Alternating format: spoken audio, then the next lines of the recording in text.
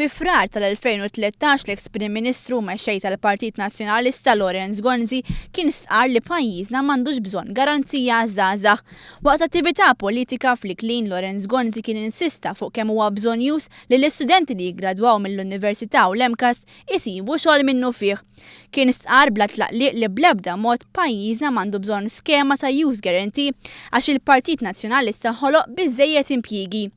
Dan il-Gvern għadu kemm ħabbar żewġ miljun ewro għall-Garanzija għaż-żgħażagħ.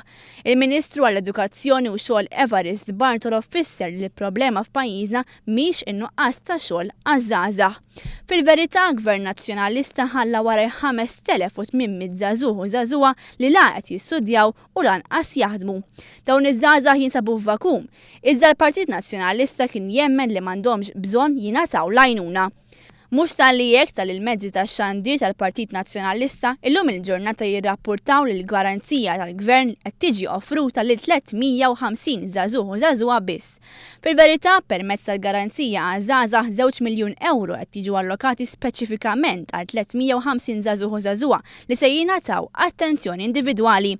Din hija biss waħda mid-diversi skemi u l-programmi li l-Gvern għandu sabiex jindirizza li żgħażagħ kollha li jinsabu inattivi. Nistgħu nsemmu fost oħrajn loti ta' warrant lil ħaddiema żgħażagħ, il-ħolqien ta' youth hubs u l-akkwist ta' fondi mill-programm Erasmus+. Kienet l-Unjoni Ewropea li talbet lill-Istati membri kollha biex joffru garanzija ta' xogħol jew taħriġ lil dawk taħt 30 sena. Fi Frar li għandha kien emenda li ma setax jilħaq bil mal-Unjoni Ewropea dwar l-ammont li Malta kellha tingħata sabiex tiffinanzja l-garanzija żgħażagħ.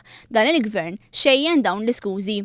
Dawn iż-2 miljuni fil-fatt ġew allokati minn 5 miljun euro illi l-amministrazzjoni preċedenti kienet għadha ma allokatx mill-programm 2007 u 2013. Lor ħadna ħsieb sabiex nallokaw dawn iż-2 miljun euro immedjatament.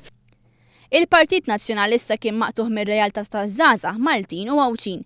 Baqa' jiftaħar kemm ħoloq impjiegi mingħajr ma ħaren dik kont tal-kuntest soċjali Malti.